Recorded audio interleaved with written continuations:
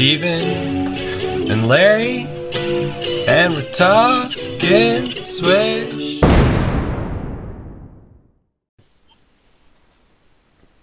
Welcome back for episode B. We are here in the Swish Gaming Laboratory, brewing up some beautiful podcast genius. Larry here alongside with me is Dewey and Steven. Guys, how are we doing today? Good. Pretty great. I was like, damn, did Dewey not join us in the laboratory? Wait, when do we get a lab? Is the real question. We've always had one, dude. Yeah, I don't We've know what always you're had a talking about. lab? Yeah, it's Oh always my a lab. goodness. Like, Do we do experiments in this? oh, we do. We experiment with I don't some know bad... I don't know what Larry does down there, but it's the lab. I sacrificed I'm a little chickens. scared. I sacrificed chickens and cats. That makes sense. Yeah, I could see that. Yeah. You know, Dewey would know this more if he didn't, like, rudely move on the other side of the state. You know, it's whatever. You know, I guess I should just move back, huh? You should. You probably should. Yeah, you can talk to my company. I guess I am fully remote, but I could just actually move back. Yeah, just move back and be like, I'm back, guys! Don't call it a comeback. Realistically, it might happen in the next couple of years, but I don't think immediately because I had to buy a house and that made things a little bit more difficult. Listen, sense. here's what you do. Just don't pay on it. They'll just take it back and you're good. I don't know if you know how debt works then. I don't need to because it's not in my name. You're technically correct. But regardless, let's look at it like this. We're able to get together once a week to do this at least. And that's all that matters. Today, we are going to go ahead and talk about our return to Paper Magic and then touch a little bit about Dewey's preparing to return to his first paper tournament. But to start out, we went to good sunny Iowa, which it rained. A lot, actually. Yeah, but that's okay. We're going to talk about the trip there. We're going to talk about some of the adventures with the trip.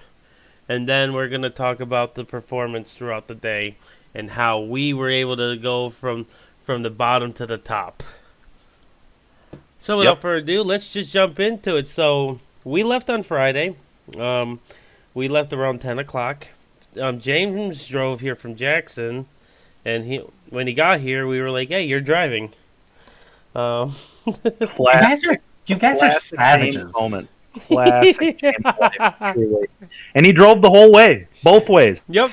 So just a spoiler to anyone listening: James Johnston drove the whole 26 hours from not 26, 16 hours ish, but I guess it's more like 20 ish for him, 19 because he has to drive from Jackson here. Yeah. Drove back to Jackson, so yeah, about almost 20 hours of driving, and he just took the full load. So good for him. Yeah, good. I get that. I totally prefer driving when I'm going to events. So That's Nope, it was a good time. We went. So we left here. We didn't stop, and I was joking with everyone. Well, I wasn't joking, but people thought I was joking. I was like, "We're only stopping once."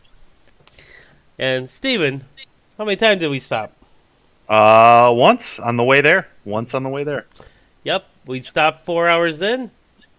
Got gas, ate some Subway, got back in the car, finished the drive. Yep. It was a good time. And talk about boring scenery in Iowa. Yeah, that's true. It was nice for me. I didn't notice much of it because I was just busy playing Pokemon the whole time. So the drive went by pretty quick for me. Oh, the drive back went pretty quick for me. I slept like but the I whole did. way. You were asleep. Yeah, I remember that. Oh man. Yeah, I love sleeping while James is driving. And I love James just writing up his tournament report while driving and posting it while driving. A good time. Classic. Just another classic James Johnston maneuver. Oh, yeah.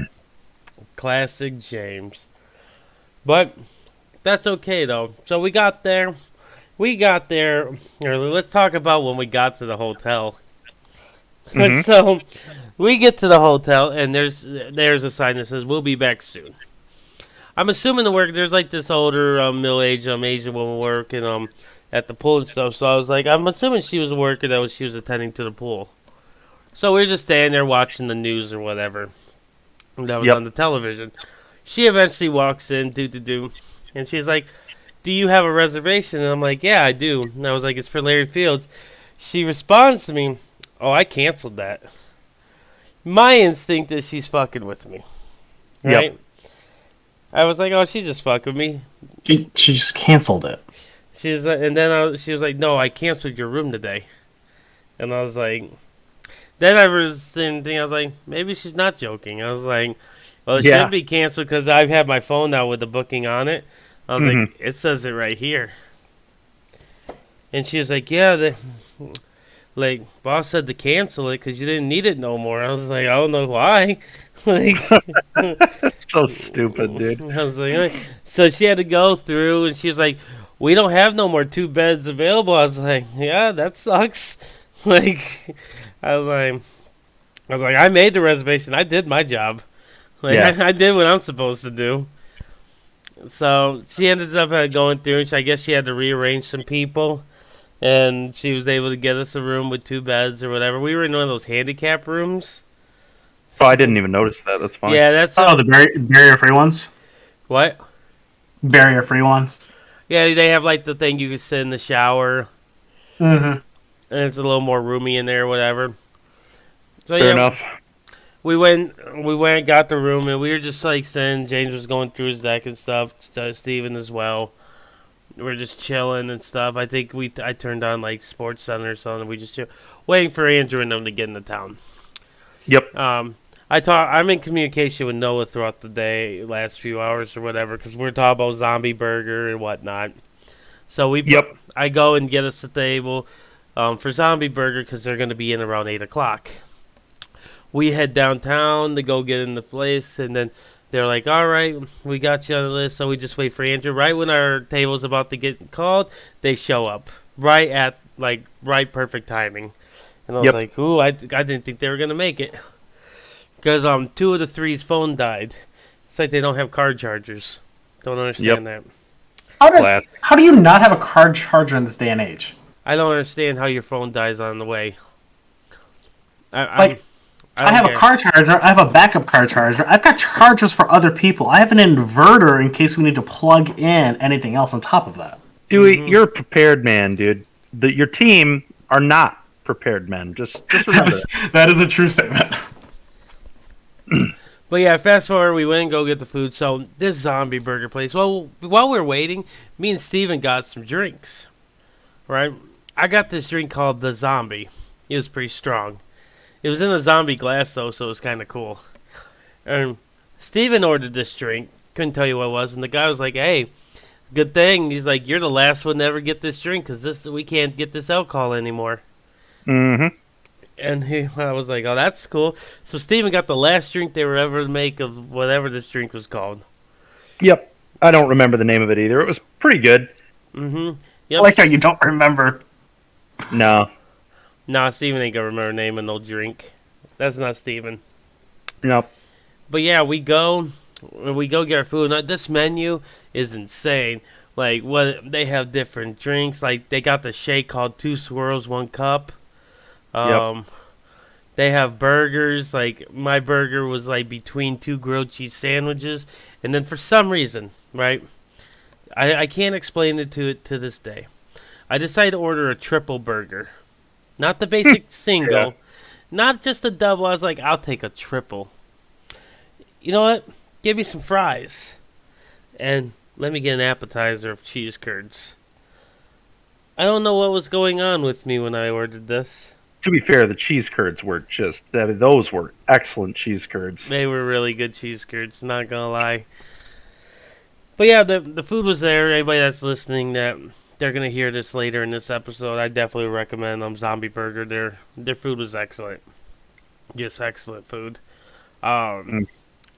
Steven got a couple burgers, which he's gonna be talking a little more in depth on his food and some of the funny stories that attached to him eating a little too much. We won't replay those stories because that's gonna be mentioned a little bit later.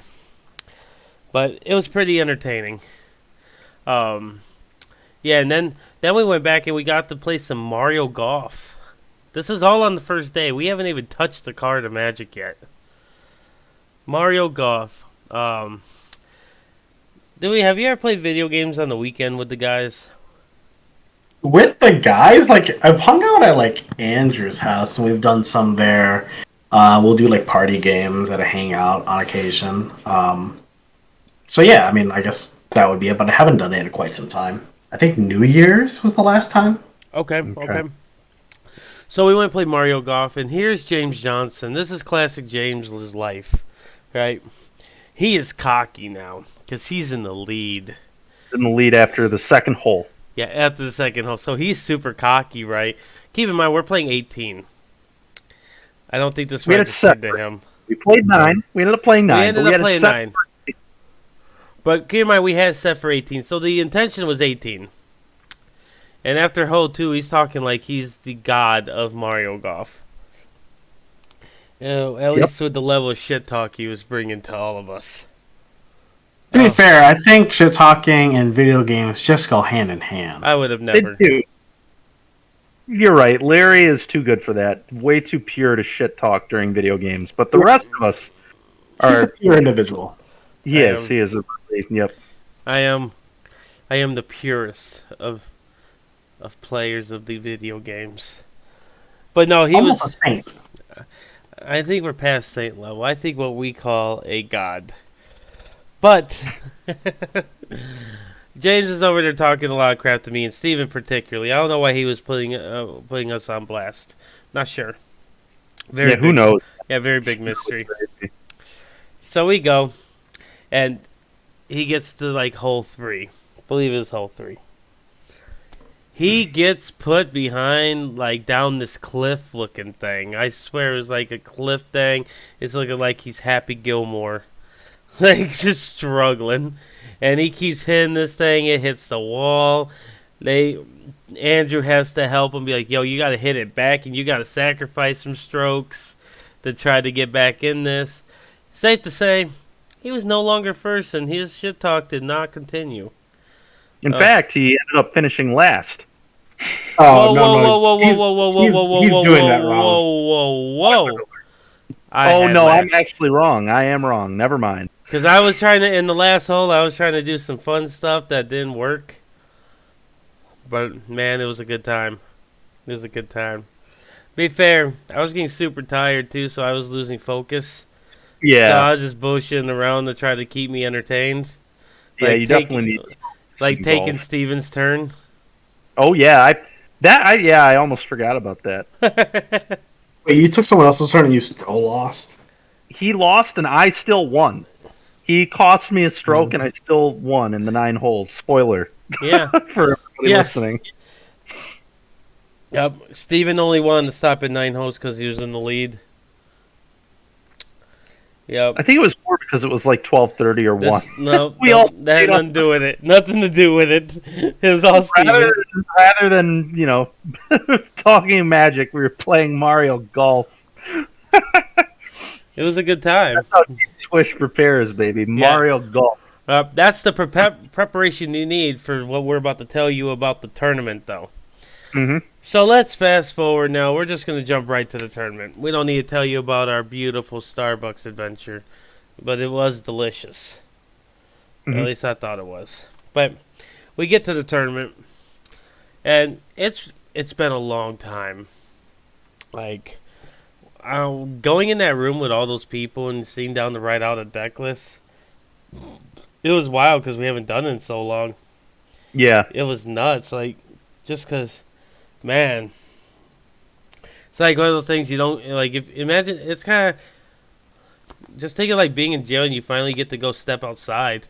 That's what this pandemic has felt like. Has been like, it's not actual jail, obviously, but it was like a lockdown. So being able to do some of those like normal activities is just a weird feeling. Mm-hmm. At least for me, it was wild. So we sit down and we're around a bunch of people, which again we haven't done in so long, being in like big like packed rooms like that.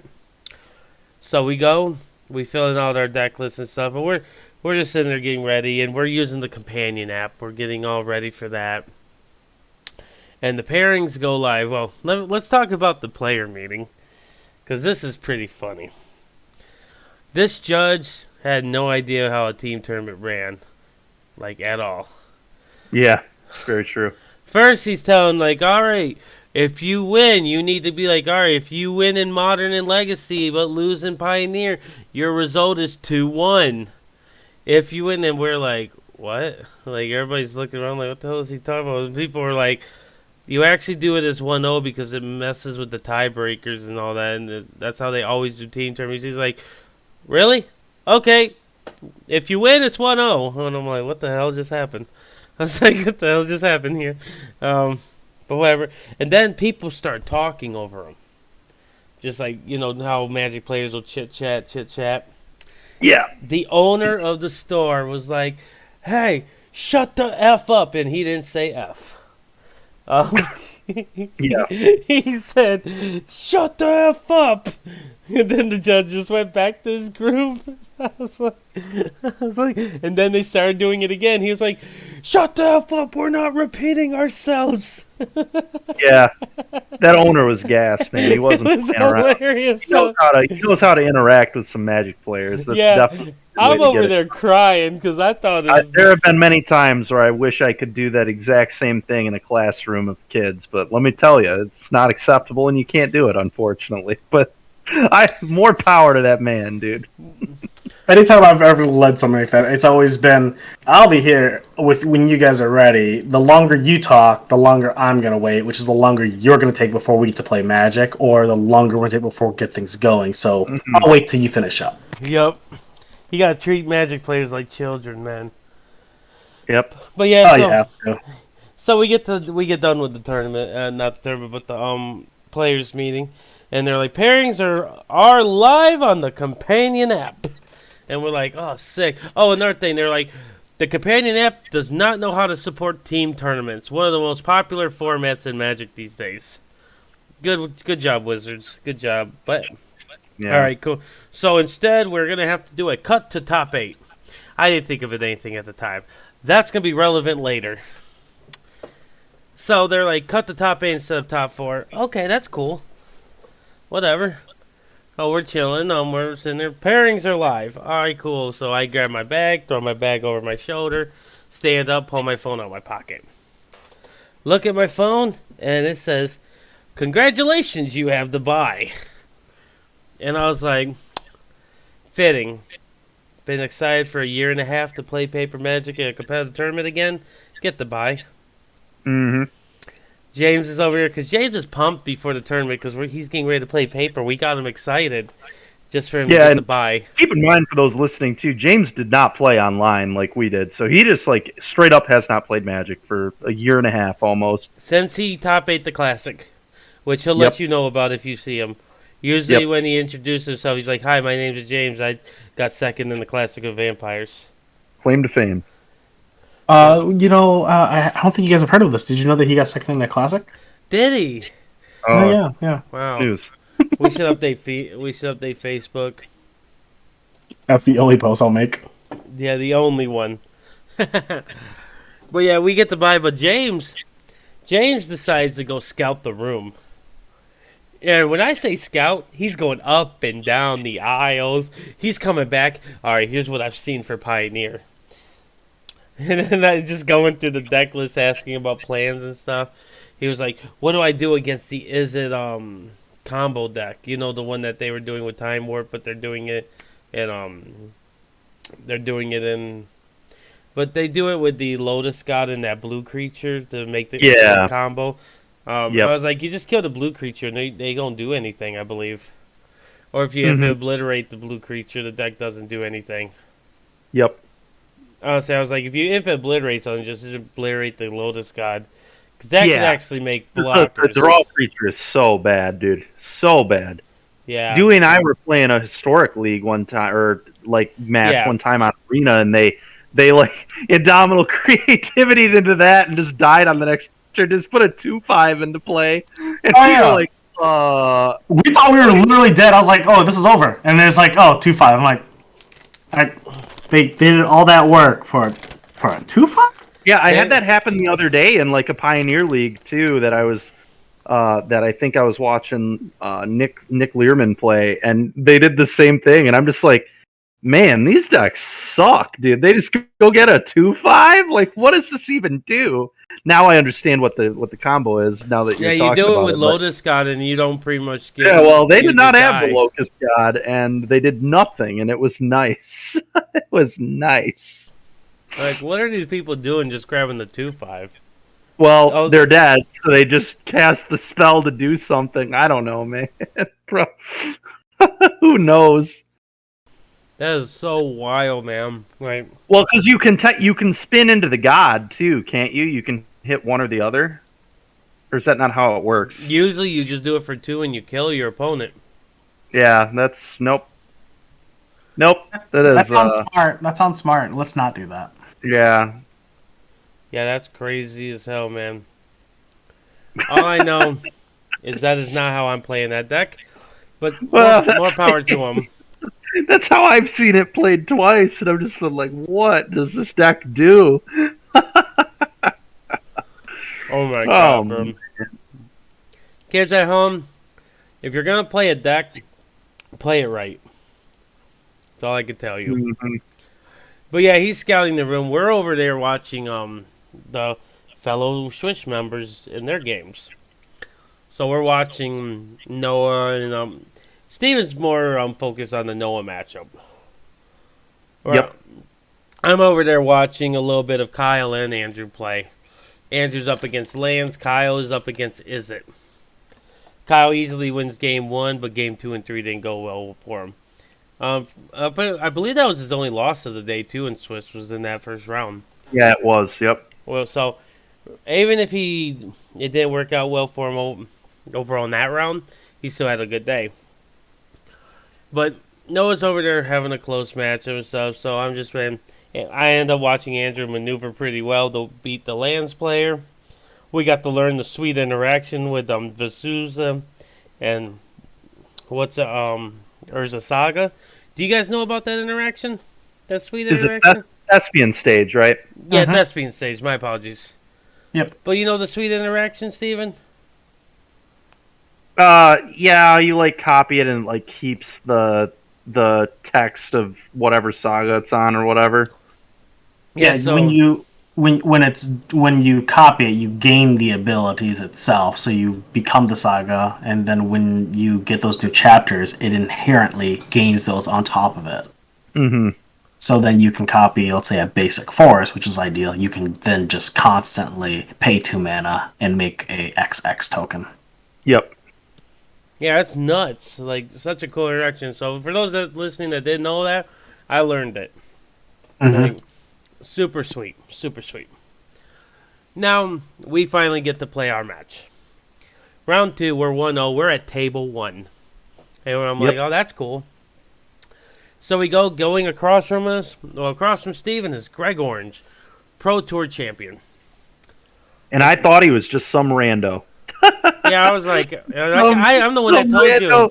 Some rando that looked a lot like Greg Orange, but wasn't quite Greg Orange. Because we're all wearing masks at this event, by the way. And I was like, listeners. And I'm sitting there, I was like, I think that's Greg Orange. And Steve was like, I think that's the guy No, dude. No. This guy's a little too young to be Greg Orange. Yeah, Greg exact words. Guy, little older than this guy. He's too young. No way. It looks a lot like him, but it's not Greg Orange. But I know this guy's been on the PT. I've seen him around. Yeah, he's a strong player out of the Chicago area. He might even play for Hot Sauce, which are all descriptors of Greg Orange at one point in time, I believe. Maybe not the Chicago area. He was a teammate with Ray on Hot Sauce. Yeah, I know. That's a super funny part. That it's not Greg Orange, but I'm just gonna describe Greg Orange. I'm gonna describe all these things about Greg Orange, but I'm pretty sure it's someone else still. Just some very, very similar dude to Greg Orange.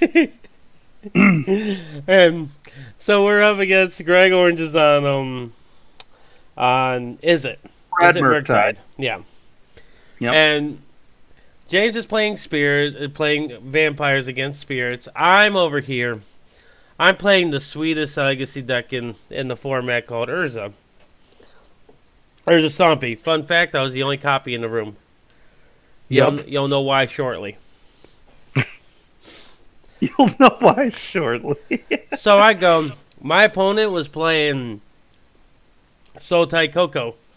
Here's what the deck is. 4 opposition agents, 4 Hull Breachers, 4 Leovodes. Have you ever had a good hand that led with an early Thought Monitor to draw 2 cards for them to Hull Breacher you? Sounds not good. I have. For you. It sounds not good for you. It sounds like you might cry. Yep. It sounds great for your opponent, though. They were probably having a great time. Guess what that deck didn't care about? Chalice for 1. Yeah. Oh, you know what was the icing on the cake? Collector Oof. Yeah. Guess what I can't beat very well? Collector Oof. Yes. Nice. I died to that card. So I lost. Surprise. I lost 2-1. James over there crushed spirits. Like, just straight murdered them. Wasn't close. All right, Yeah, Mike. I couldn't believe it. Like, he beat him very quickly. I like thought he lost, and he's like, no, I won. I'm like, oh, all right, nice. Sweet. You're like, are we done? Oh no, okay. So Steven's up in a very good match with Greg Orange, which I honestly think his top 8 matchup was even better. But so Steven got game 1, Greg got game 2. Unfortunately for Greg in that game 3, he mowed the 5 and kept a no-lander. Unfortunately for us, he drew runner lands. Mm-hmm. So now we got ourselves a game of Magic the Gathering. And I forget Steven, do you remember the play out of that game? Yeah, so Greg top decks a Murktide Regent with us at 8 life, and he plays it as a 7/7. I can't remember, or we might have been at 9 life, but he played it as a 7/7 and chose to not make it an 8/8. And I assume the reasoning was because if we did have a removal spell, he draws another one, he would have been able to use that last spell in his graveyard, because I do think it was the last spell. Or if he drew a Dreadhorde Arcanist, it would have had use. So he chooses to play it as a 7/7 instead of an 8/8, but we're at 9 life, so it's not like making it 1 point bigger was actually lethal anyway, so it wasn't like the most important thing. But it did allow me on the following turn to fetch, which I did do, and I think I played a bauble. Can't remember though.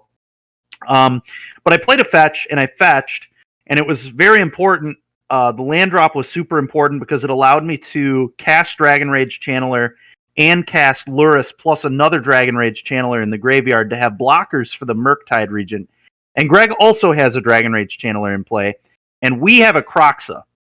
What we end up doing is we just pass the turn with a Kroxa in play, Luris in play now, and double Dragon Rage Channeler. And Greg is, I believe, at 7. He's at 6 or 7, around there. But he's in a spot where he's going to die to an all-out attack next turn, and he has no cards in hand at this point. He draws, and it isn't anything particularly good. He's forced into attacking with the Dragon Rage Channeler, and we decide to not block it at all because we go to 4, which is still not dead to Lightning Bolt, and so we just didn't care about blocking it at all. And he had to attack because of the Delirious mode on Dragon Rage Channeler. He had no choice. It was actually a pretty bad attack, which Larry, after the match, was telling me, yeah, I think he made a mistake attacking there. I was like, well, yeah, I agree. It would have been a mistake if he didn't have to attack. But he had to attack, and it was definitely not a good attack for him because it made him dead on the crackback, and we attack out on the crackback, and he dies. And another big moment in that match, too, that was pretty interesting is he had a really big counterspell in game 2, which we debated if we thought he had counterspell or not, because I forget the kid's first name, but I believe his last name is Malang. Malang's been having a lot of success with blue-red, and I think kind of pioneered the Dreadhorde Arcanist in the list thing last week, and he had a sideboard guide, and he said cut the counterspells in the matchup. So we were like, well, screw it. Maybe he cut the counterspells. We're not going to play around it, and he ended up having it. So those were like the interesting moments of that match. And honestly, I would say we'll get into the details about obviously our top 8 match a little more later. But I definitely think this match was more exciting than that one because the one in the finals or the one in the top 8 was kind of game 3 was somewhat uneventful, just the way Greg drew. But this one was really interesting because the Mulda 5, him coming back, ripping lands like left and right, ripping multiple Ragavans that we had to answer, me peeling a removal spell for one of the Ragavans when we didn't have an answer. It was just a really interesting game. But yeah, those are like the main details of it. But yeah, it was a sweet match. And we got a 2-0. And another really important thing to mention here too is before game 3 started, I had Luris shuffled into my deck, and James is like, "Wait, where's your companion?" Like right before we started the game. Thank God James did that because Luris ended up being a huge deal, obviously. So that was really, really clutch from James. Let's also give props to Greg Orange for not being a douchebag because technically you legally couldn't have done that. Mm-hmm. Because you already presented the deck and it was in the deck. And at that point, you were not allowed. If Greg would have been like, he already presented, nothing you could have done about it. Wow. If he would have called a judge. Yeah. But thankfully, Greg did. You weren't up against me, so you were able to get your Luris back into the companion zone. On to round 2, we are currently 2-0 at this point. We'll try to be a little quicker going through these so we can touch everything through this. Because we have the long interview that we're doing as well. But the next round, James is up against. I want to say he was up against Spirits again. Forgive us that we don't have James on the podcast to help us. What were you on, Steven? Go through yours really quick. This round I played against Blue Red again. We're at table 1 again. This is where he played the Thraben and the Scissors deck. He played against Scissors this round. Yep. And you played against Elves. Yep, I'll talk about mine. Yeah, so I'll just talk about mine really quick. I remember I'm in the game. I'm feeling confident. I'm like, Chalice for 1. Very good start, usually. That is what you want to be doing. I was like, Chalice for 1. He goes, turn 1 Shepherd. I no longer am feeling good. And I died. And we died horribly. We can't beat those because he ended up natural ordering for the green-white little dude that says, what's it called? I can't cast artifacts. Come to find out, my deck ain't very good if I can't cast artifacts. Mm-hmm. So. Oh, weird. So I died, and then game 2 was pretty close too. Yeah, you got crater oofed for a lot. I remember turning over that way. That was a sweet game too. He crater hoofed me for like 50. Yeah, a lot. Much more than lethal. Yep, I died. And it was a miserable death. So, we ended up being 1-1 after that because James failed us. Actually, I lost before James technically lost. James just played it out for fun. But James failed us. Okay. But no, it wasn't meant to be our win that round. They played well, and we got beat. Yep. So, on to the next one. We're now 2-1. So we're going to go, we're like, all right, we're 2-1. We're not dead. Let's just eye on the prize. So we're going to the next round. This is the round. I'm trying to remember what I played against. Did I play against Elves again? I know I didn't. Oh, no, you played against Vile. The Vile Esper deck. Esper Vile. Yes. He was able to get a vial. He was on the play, so he was able to get the vial underneath my chalice. And then it was hard for me to deal with that. He always had Caracas both games, so I couldn't get Emery or Urza train going to really combat it. He had Vencers to bounce token, like the construct tokens back to my hand. Keep in mind, all 3 of these rounds, I didn't draw Karn a single time, so my sideboard's actually very bad when I'm not drawing Karn. It makes my deck very weak if I'm not drawing Karn and getting the value of that. More about Karn later. So I die. It's Yeah. You die to that. James ends up going to a game 3 against Phoenix and also loses. And I was playing against Jund Shadow and was in a fairly tight game 3.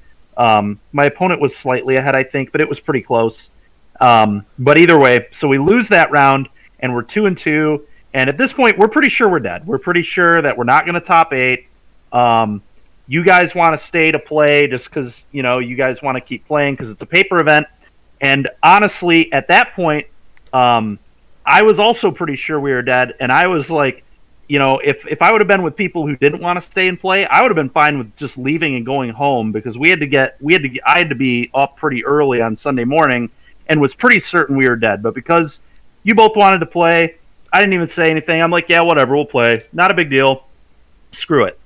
So we're fairly certain we're dead at this point. We're 2-2. We had, we've lost in rounds 2 and 3, which is, about as badly as it could start. But we had a bye in round 1, which was nice. And then we won in round 2. But X and 2, we're pretty sure we're not going anywhere. But we decide to play. And so round 5, James against Spirits again. I'm against Blue Red Blitz, and you're against Burn. And finally, Chalice for 1 is good. Yeah, finally, Chalice for 1 does literal anything. And I win my match very easily, 2-0. In fact, I'm pretty sure I was done first this round. Mm-hmm. I beat the bricks off my opponent. Game 1 was fairly straightforward. I was actually my opponent. I'm fairly certain my opponent just forgot that they had lava darts in their graveyard, or just didn't want to use them on Ragavan dashing for some reason. But they fell way behind Ragavan because they didn't flash back a dart, and that they lose that game very handily because they don't kill my Ragavan. And then game 2, my opponent keeps a 1-lander, doesn't draw a land, and just gets absolutely annihilated. So that's how my match went. James is against Spirits again. Yep. And he is able to pull it out. And you're in a position where you're probably going to beat Burn, but you don't quite finish. And you don't want to waste time using mental energy on the match, so you don't finish. But it was very likely you were going to win yours as well. Oh, 100%. Technically, you still have no wins. Technicalities, yes, I did not have a win yet. Mm-hmm. Now we go on to what we didn't know was a winning in. Yep. Well, we actually kind of did. So before the round, I randomly pulled out the app. And I looked at the standings. We had the best percentage in the room of our match win percent. We were the top of all the X2s, and I was like, and I'm talking with you guys, and I'm like, we may have a chance. So I'm very convinced that if we win, and if our opponents who beat us in round 4 win, then we'll be gold, because I'm fairly certain that the only people who will beat us out at X2 are those people, because they beat us, which makes sense. They probably will have better breakers than us because they beat us. So I was fairly confident that if we won and they won, we were golden, we'd be in for sure. So, we play our match. I'm playing against Jund. I put my opponent in a spot where they only have Liliana of the Veils in game 1, and I keep dashing Ragavan, and they can't answer it. And then I get in a spot where I finally cast the Ragavan and then cast a Dark Confidant because I want my Dark Confidant to take over the game, and it does. And then in game 2, I basically beat my opponent with Ragavan again because Ragavan cast their Huntmaster of the Fells. And that game was awesome.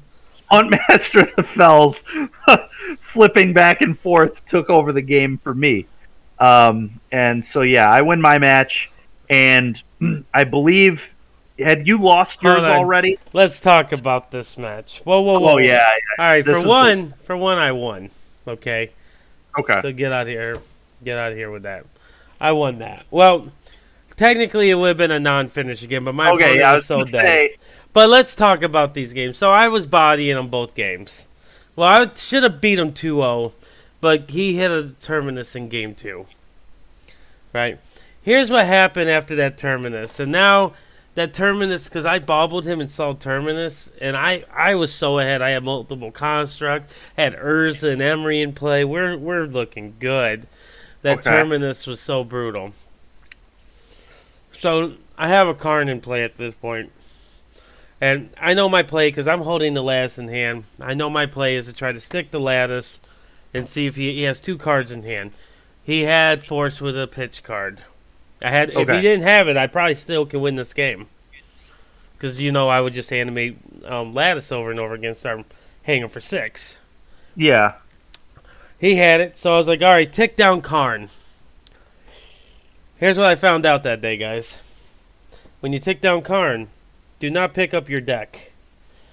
You are not allowed to tutor inside your deck.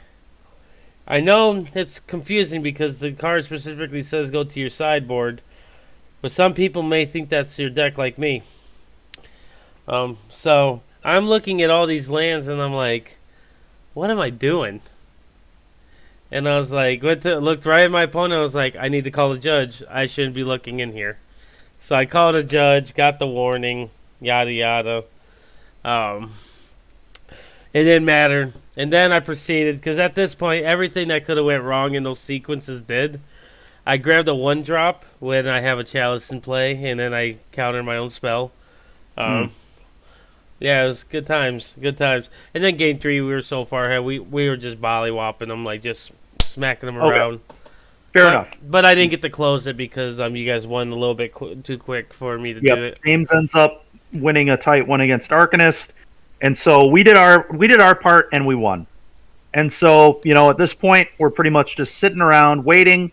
And I am watching, our round 4 opponents play. And, they end up losing. And so when they lose, I'm like, oh my God, we might get 9th. Like, I'm really, really pretty sure, especially when the judge announces that only one X2 made it into top 8. I'm just like, oh my God, we didn't get in, they did. We're screwed, and we're going to get 9th or something, and that's, just how it's going to go. This sucks. And then you pull up the app after, like 10 minutes of struggling with it, because, it ends up, it's a frickin' just joke of an app, I guess. And, you pull it up and you're like, we're 8th. And I'm like, oh my God, that's crazy. Like, I couldn't believe it. I was very surprised. Until we sit down against our top 8 opponents and realize that it is Greg Orange's team yet again. And then everything makes sense because, of course, our breakers are sweet because that team's only loss was to us, and they're the first seed. So they were the thing we needed to squeak in at 8th place. Yep. And this is thanks to James Bollywops his opponent. I still have no wins because I still can't beat the whole Breacher Company deck. Nothing changed because he collected with me again. Yep. None of that changed. And Steven, like he proceeded to mention earlier, this one was less eventful. He was able to outgrind and and push through. Yeah, the thing that was huge. The story of this match is this. Game 1, Greg Orange keeps a 1-lander. It's a mountain. And he goes Ragavan. And he's on the play, and I have the bolt for it. And then he plays another Ragavan and misses his second land drop. I do not have an answer at the time, but I top deck an Unholy Heat or Terminate. I forget which one. I did have a K command, so I would have been able to answer it the next turn. But if Greg gets a hit there, he gets another mana source and is able to unlock blue cards and set up and do better things. But I draw the removal, I kill the Ragavan, and then since it was an Unholy Heat, I think I also had a hand hate spell. And I see that his hand is like Dragon Rage Channeler, Unholy Heat, Lightning Bolt, Expressive Iteration, and I believe a Thought Scour or Serum Visions, I forget which one. I take the Iteration because I have K command to kill the Dragon Rage Channeler and make him discard. And he does draw lands, but he's never able to recover from losing the tempo and things like that. So I take game 1. Game 2 is a pretty close game. I thought sees a Murktide, and he top decks another Murktide, and I don't draw one of my answers to it, and I die to Murktide. And then game 3 was really unfortunate for Greg. He plays an early threat, I kill it, and then I play a Ragavan. He never answers Ragavan. He draws like 7 lands, which we can relate to because that's how we drew with that deck in leagues on Moto. And he ends up just getting absolutely annihilated by this Ragavan. He gets hit like 5 times, so I have way more mana than I should, and and I think I hit one of his iterations at one point and just get ridiculous value, and win that game. But game 3 was very much a non-game from the point that he just never found anything to deal with Ragavan.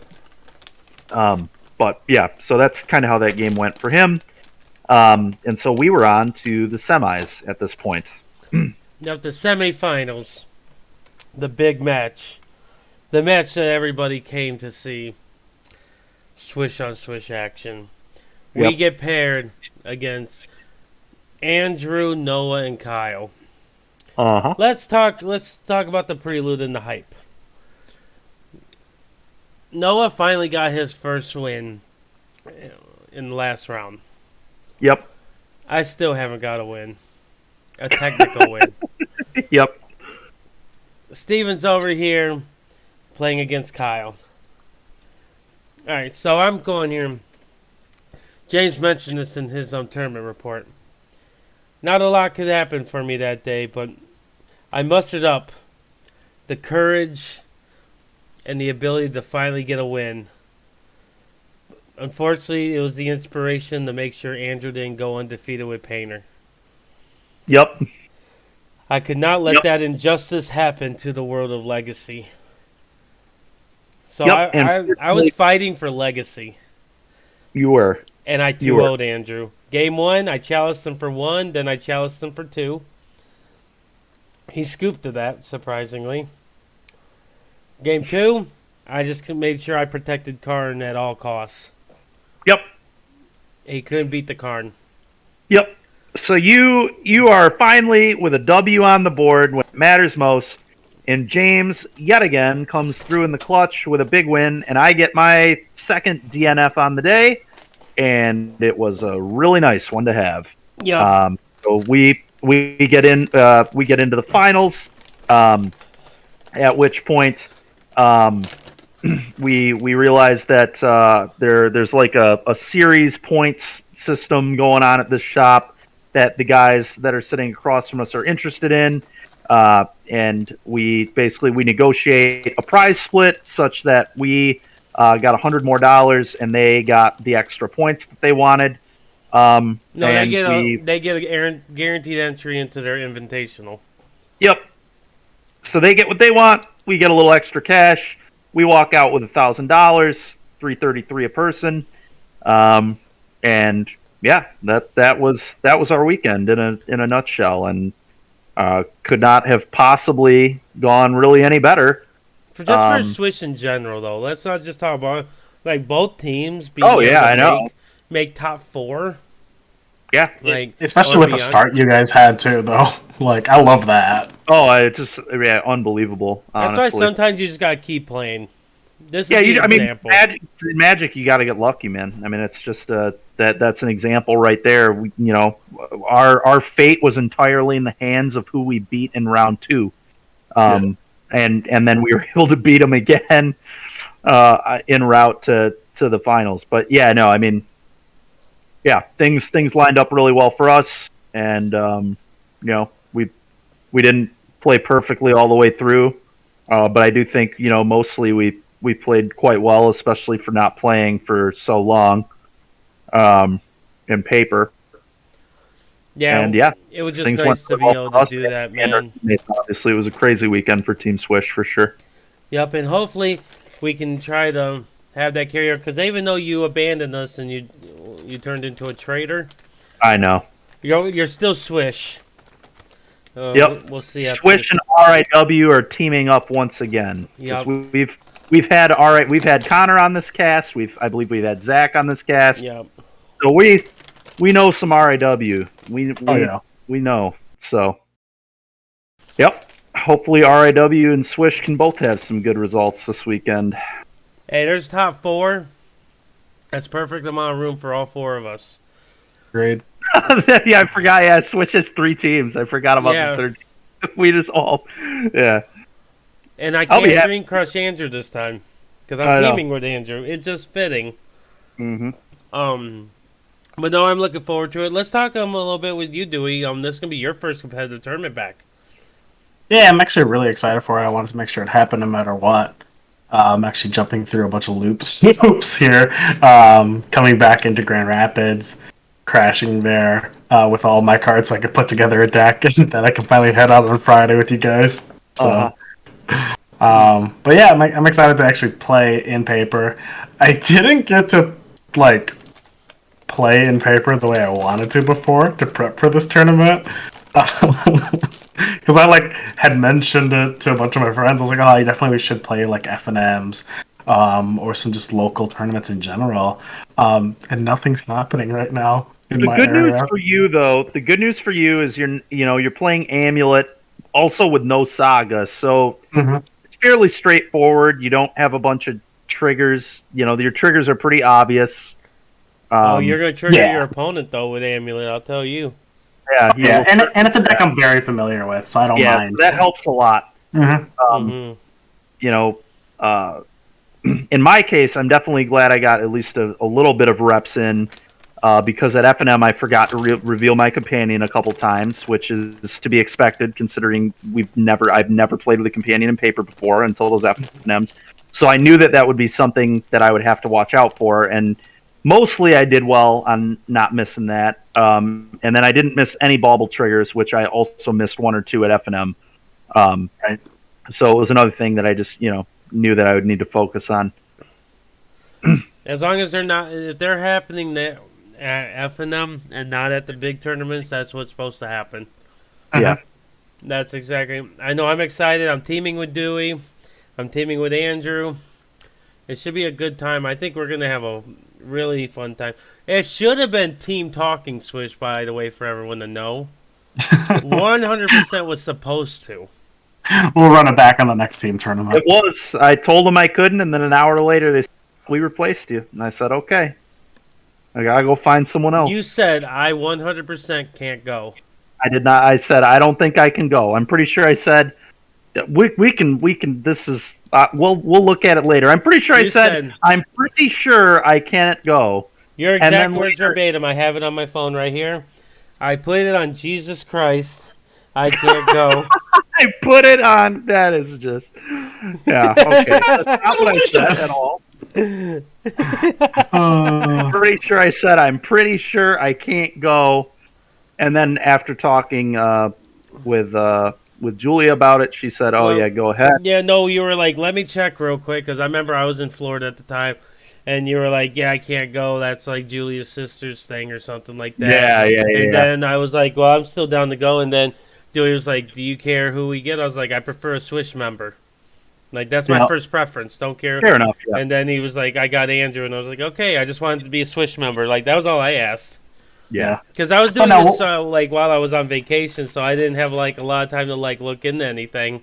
I just heard it's a paper tournament. And I was like, I don't care. I'm in. Yeah. But no, it's all fine. Like Connor's awesome. Oh yeah, I'm very, very, very confident Connor will do well, and he always puts in a lot of time, and he's a very, very good Magic player. He's just a good person to be around too. And we'll see what happens. So. And at the end of the day, like if I didn't like Connor, I wouldn't have like worked to book an extra room for accommodate them as well. Exactly, and if we didn't like Connor, we also probably wouldn't have put him on the show. So. Exactly. But no, that I'm excited. Next week we'll be able to touch up, and we're gonna do a tournament recap. Yep. And I'm looking forward. Next week's show is gonna actually both episodes are gonna be tournament recaps, since we're gonna have 2 teams worth. Steven's gonna go over on episode A and do a tournament recap from his side, and then me and Dewey are gonna break down our tournaments in the main episode. That'd be awesome. The guest is yet to be determined. I think I want to bring Andrew back on because I never got to do his interview. Got messed up when I tried to interview him, so I never was able to release it. So I would like to do a fresh interview with our boy Andrew. But I don't have anything else. Anything else you guys would like to touch on? No, sir. Dewey? Nothing from me either. All right. Well, everyone stay tuned. We are about to bring on Noah for the interview that everyone's looking for. The Swish players that he hates. But until next time, it's been Larry, Steven, and Dewey. We will catch y'all later. you next time. Yo, welcome back for the interview segment. I'm here along with Steven Dykman and Dewey. Guys, how are we doing today? Pretty good. Very Pretty well. good. $333 richer after this past weekend, so that's pretty exciting. Whoa! I feel like those are spoilers. I know. Oh, kinda. But Yeah, spoilers. Well, let's talk about that a little bit more in depth when we bring on the guest for this show today. Very special guest, other Swish member along with us, and who, in fact, we had to knock his team out on the way to getting to that $330. we sure did. I can't pronounce his last name, so I'm not even going to pretend like I know how. And we're I going to believe bring it's on pronounced Noah. Huzinga. Am I correct? Yeah, you're correct. Yep. Heck yeah, let's Good go. old Hell Noah yeah. Heisenberg. Close enough, Larry. How are we doing, Noah? Doing pretty good. I'm $116 richer after this weekend. Hey, that's still it's more than what you started with, right? Absolutely. Let's not count the food and everything what we went out to go do. That's not important. All Yeah, we don't talk about that. Yeah, none of that's relevant. No, that's awesome though. Like we're gonna be getting more in depth on the tournament, on how we dream crushed you and all that good stuff later. But yeah, no, what you been up to though? Pandemic is slowly coming to a close. I don't think we've had you on yet, have we? I don't believe so. No. Yeah, I know we've been trying to work hard to getting all Swish members on, but with the pandemic, it was a little weird trying to Right. Yeah. get people on. We're trying to get into our own groove as well. But yeah, let's just jump into it. Usually we like to start this. Tell us, how did you get into Magic in the first place? So I actually got into Magic when I was around 2013. I was 13 years old. I think it was at a Target with my dad or something. I just saw a Magic. It was a deck builder's toolkit on one of the end caps, and I'm like, yeah, sure, this game looks pretty cool. So I bought it and just kind of went straight downhill from there. Opened some packs, watched some YouTube videos, found a local group. That's all it takes. Then, it's like the biggest crack heroin addiction in the world, I swear. Absolutely. Cracking packs is one hell of a drug. Yeah, I just started doing that with Flesh and Blood. I didn't really ever open Magic packs. I was always a single buyer. But with Flesh and Blood, it's a little bit different because we don't have the biggest following in the area, so I can't borrow cards or whatnot. So you got to crack your cards. Yeah, and it's been kind of fun. I ain't gonna lie. I've been buying a box a week. I'm like, oh man, the part of the addiction I never got is finally coming out. Yeah. Where'd you meet Dewey and them for the first time? I met Dewey through Andrew and Danny, because I met them through I think we were at a sealed 1K at Galactic Toys, and I just was kind of just talking to Andrew a little bit, and then we just became really good friends, and I met Danny, and I met the rest of the group through all of them, so... Okay. Let's be fair here. They did just kind of follow me around like lost puppies. Okay. Well, I followed Danny and Andrew around like lost puppies, and they led me to you. So. And Andrew and Blake followed me around like lost puppies along with two. See, this is a big old circle going for him, because you always would follow me around like a lost puppy at these events, so it all worked out. That's weird. I don't remember that at all. The pandemic messed with your memory. Did it now? Yeah. Did it now? It's whatever. What about Steven? How'd you meet Steven for the first time? I honestly don't know how I met Steven for the first time, other than because I didn't know him too well until he joined the team and started talking to him more. Obviously, knew him. Mm-hmm. I wasn't aware that if you met, because you guys are both in the GR area. I think I've only really got to know you because of the Swish stuff. Yeah, no, I've definitely seen him before when I was playing, but never really knew him because I didn't know anybody super well that was super close to him. Right. What brought you to Swish? Were you on the initial conception of Swish Gaming? Yeah. Yep, I was part of the group when it was made. Okay. Oh.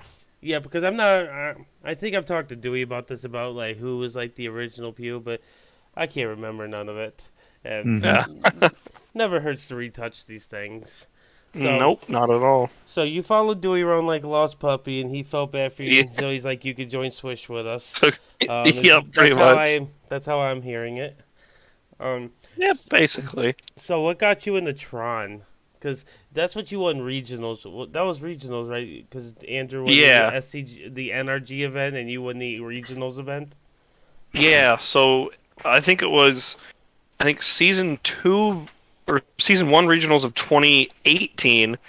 There was the one in Frankenmuth, the one that was outside with the big tent, Mm-hmm. and I hadn't played like a big competitive Magic event in probably 6-7 months. And I'm like, hey, does anybody have a modern deck I can borrow? And one of my friends was like, hey, yeah, I have Tron. I'm like, yeah, sure, I'll play Tron. And I top 8'd that event, so I just kind of like loved it the whole time I was playing it, and I just kind of fell in love right then and there, and built it myself, and then just jammed it for the next 2 years. Hey, nothing wrong with it. It did well for you. You won a regionals, which is a very hard tournament Yep. to take down. Yeah. Got you qualified for the Star City Invitational. Did you go to that Invitational? I did. I missed day 2 by 1 match, unfortunately. Okay. Yeah, we both missed A2 by 1 match in that one. Yeah, those ones are brutal. Yeah, that's rough. But you put yourself in position and you got to go. Those are always fun events to take part of. So Yeah, they're a blast. nothing to hang your head down on. Like you Not at still all. won a regionals. You got to play them at the show for it like a little trophy. Yeah. Oh yeah. That trophy sits right next to me at my desktop. Hey, Nice. there's nothing wrong with that. I would definitely do that as well if I had one. But I haven't done enough regionals. And it helps I suck. But we'll now focus on those little details. That detail's not important. What's important though is knowing, is Tron your number one deck, or is that actually like a hidden secret that there's something else that you would consider your favorite deck? No, Tron is absolutely my favorite deck. I have a good time every time I play it. I don't care how much people say it's bad or that they just hate it and it's terrible because everybody memes on it. But no, I love Tron. It's a good time to me. So we approach it the same as how I approach with Dredge, because Dredge is my favorite deck. Obviously, I'm a little biased because of my success I had with it. Yep. And I think it goes probably hand in hand with your success with Tron is probably going to make you a little biased towards the Oh, absolutely. archetype in general. Yeah, nothing wrong with it. What's your favorite format? Modern is definitely my favorite Modern? format. So Modern Tron, Yeah. do you ever play the stuff in Legacy, like the post decks or any of those? I have played like the little Legacy I have played. I have played a good amount of the 12 post decks or the Eldrazi post, and that's obviously similar. So I obviously like it quite a bit as well. Right, hey, nothing wrong with that. I've done pretty okay with like the Eldrazi decks, but it's funny that you've done semi okay with them in Legacy, where I tried Dredge in Legacy and I get curb stomped to the ground, like just straight up bollywopped. Jeez. Every time I do it, I go LED and they're like force of will in the blind, and I'm like, damn. Guess we're dead. I Just was good like, blue piloting, dude. Just good blue piloting and Yeah. Legacy. As some guests have told us before. Nah, it's 100% incorrect to do that, but they do it against me every time. And I'm Mhm. like, well, here we are, fellas. Yeah.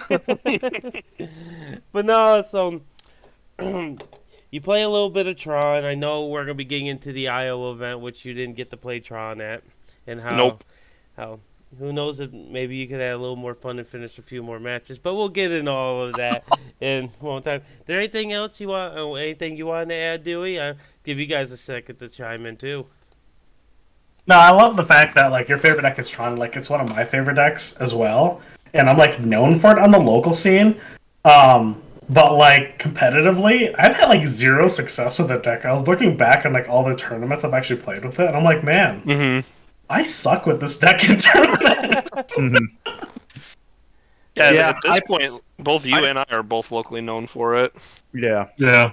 I played Tron for about a year as well, ish, around there at a lot of competitive events, and I Yeah. top eighted an open with it, and that was when I like started playing it, and then I kept playing it for about a year, and I never really had any super good finishes other than that open top 8. I had like a few events where I did okay in, but nothing super exciting, and then I stopped playing it. I got tired of it. And that was Fair. more Yeah. Eldrazi Tron than Big Tron, though, right? That you did well with, or was No. it actual Tron? No, I have an open top 8 with actual Tron. Okay, I thought that was Eldrazi Tron, so I No. wasn't where you've done it done multiple times with different Tron decks. Oh, sure, yeah. I don't even. That's fair. I don't even count the team top 8 where I got 5th with Eldrazi Tron, because they didn't obviously, and that event was like the first event that they started cutting the top 4 for team events, which was really brutal, Yeah. for our team. I still hate that. I'll be That's honest. so ridiculous.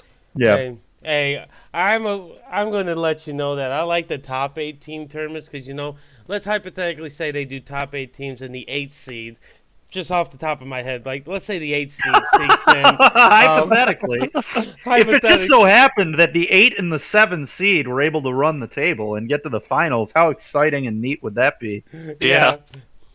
It was just something off the top of my head, nothing relevant in my life. Nothing. That's never happened before. But no, so here's a big question: who would you say is your favorite player on the Swish team? Let's put you on the spot. Oh my God, that's a loaded question. That is you've never asked that to any other Swish. Holy shit! Oh my God! What are we talking about? Player? What do you mean?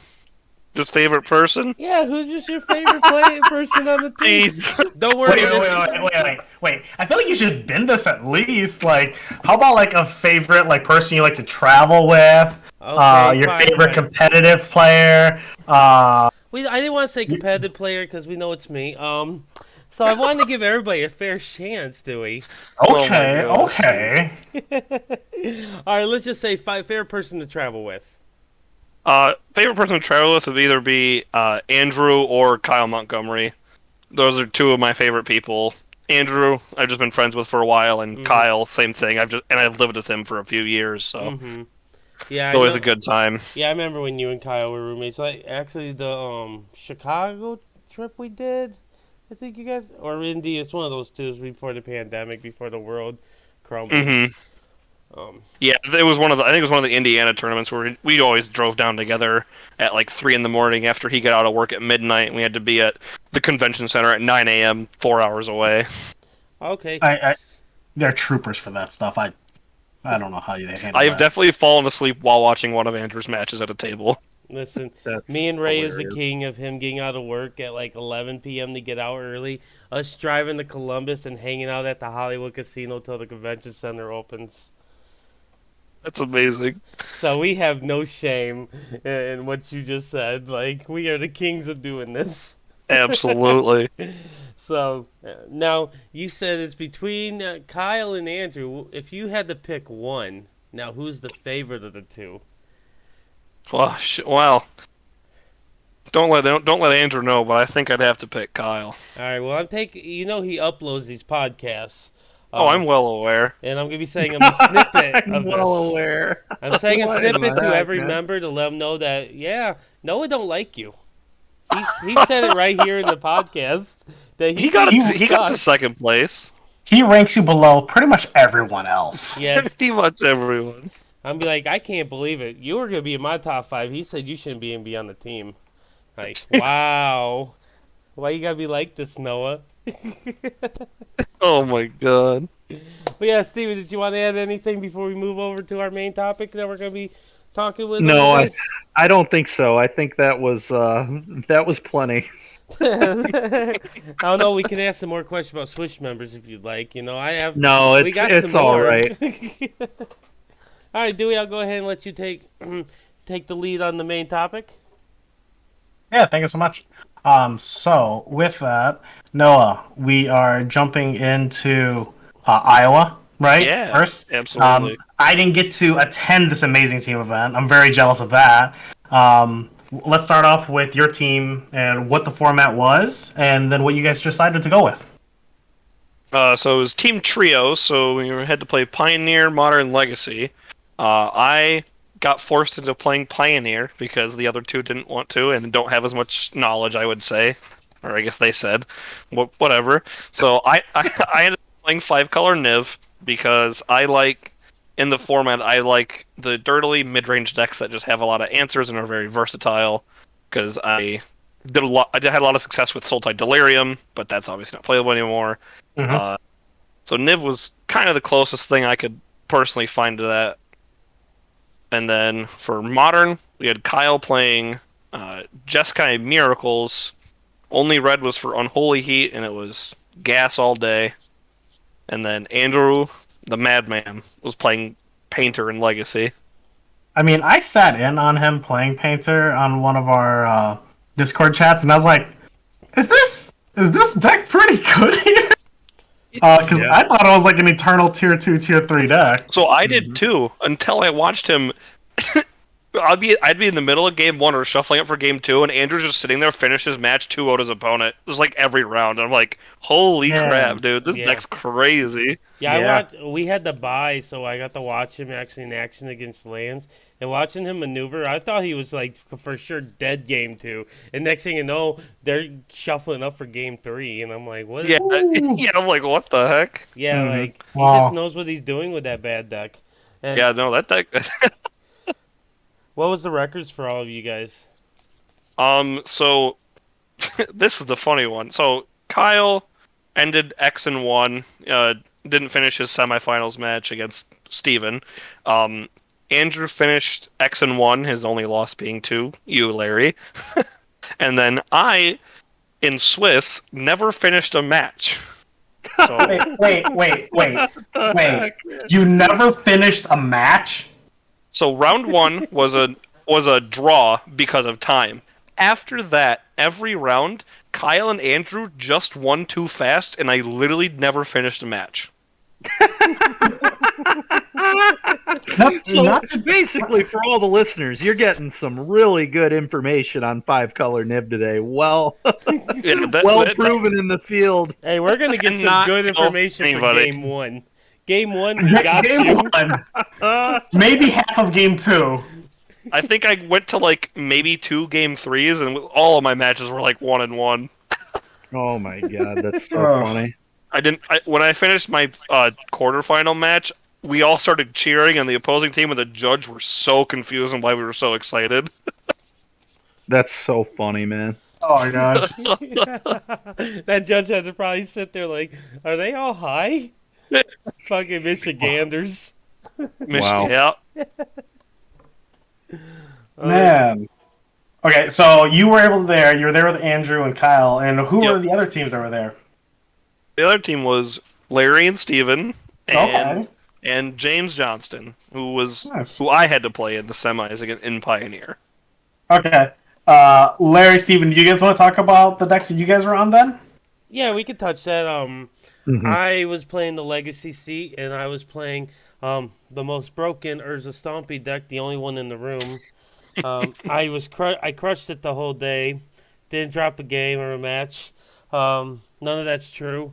But we'll get into like the results area both sides of the spectrum a little bit later. But Steven was playing the Modern Sea in the middle, and he was playing Black Red Monkey. He was doing the two Dark Confidants in the flex slots. Some people are playing more removal. Some people are playing the Turok card. He decided to go with the card engine.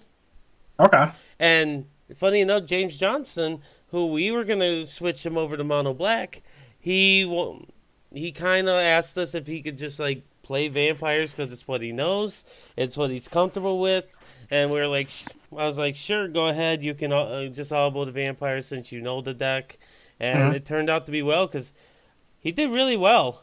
It was really clutch. Yeah, it was really clutch. The big thing about it was spirits. We weren't. Yeah, exactly. Spirits. We weren't. We were thinking that the mono black was probably not favored against spirits, and we're a little worried about that. And we ended up playing spirits 3 times at least that I remember. He played spirits 3 times. 2 in the Swiss, and he beat it every single time he played it. Yep. So yeah, 2 in the Swiss, 1 in the quarterfinals. Yep. Yep, and it was a good time. Like I thought our deck selection in Modern and Pioneer were really good. We're gonna leave it at that. Okay. And Dewey, one more thing I know you talked about. I don't know if you were referencing like all the teams in the room, but some other really notable teams in the room were Wyatt Darby, who listeners, if you don't know, Wyatt Darby won a pro tour. I can't remember exactly which one it was, but I know it had a very exciting finish where I believe he top decked a Glorybringer for lethal or something. Yeah, he's black red. He was the black red. Yeah, one of the more iconic finish, like definitely a very iconic finish to a PT, like a top deck Glorybringer for game. Yeah, that's It definitely looked one that like it stands was out. Pro Tour Dominaria in 2018. Yep. Okay, yep. I So was very looking it recent up, too. PT winner. Yep. Mm-hmm. And then Greg Orange, who we beat in the quarterfinals and in round one, is also a previous PT winner, and I believe that one is fairly recent as well, maybe 17 or 16. Did I Greg believe. Orange win one? I thought his was PT Everson Oh, restored. PT 21st Could be. anniversary. Yeah, I'm where he looking played. it up right now. He Oh, played okay. it. He did it with blue white, right? Blue white control. I don't know. That was the team one. I remember it was the team event. Yeah. It was the only team PT in history.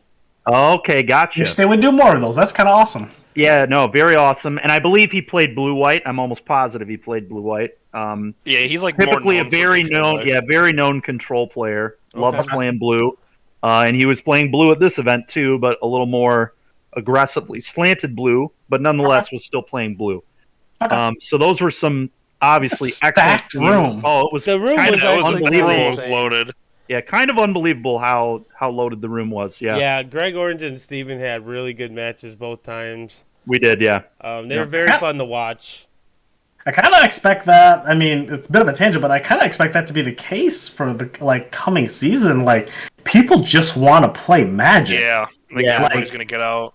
All these events are selling out within like 24 to 48 hours of being available to pre-register. Yep. They're capped out. Stores are finding ways to increase their capped amount. They're like, can we move stuff in the store around just so we can pack in more people here? yeah. Man, I love that. I love that all these players are coming out and your guys are just competing against them. So Yep. Yeah, I it mean, was a fun It also weekend. helps. Not only did the pandemic help, it also just, I mean, Modern is just so awesome right now, dude. Like, this Yeah, is the Modern is best great. Modern. I haven't liked Modern in like 2 or 3 years, maybe even 4 years, honestly, and I love Modern right now. Like, this is awesome. Awesome this stuff. Modern right now reminds me of the Modern before I quit, when you were still able to play Pod, you were still able to play Twin. Right. A lot of decks were relevant. You had great aggro decks, you had great combo decks going on, Yep. and good control shells and tempo shells. Like, I feel like you can just dip into anything you want right now, know. and it's relevant. Yep, absolutely.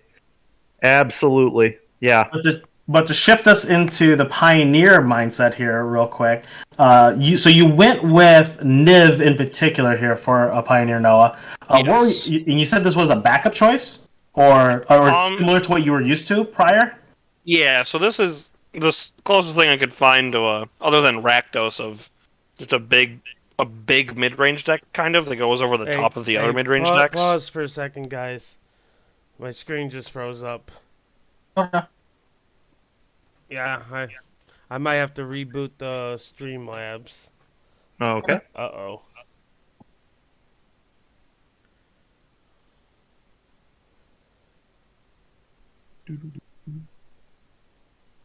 Yeah, let's see what's happening with this.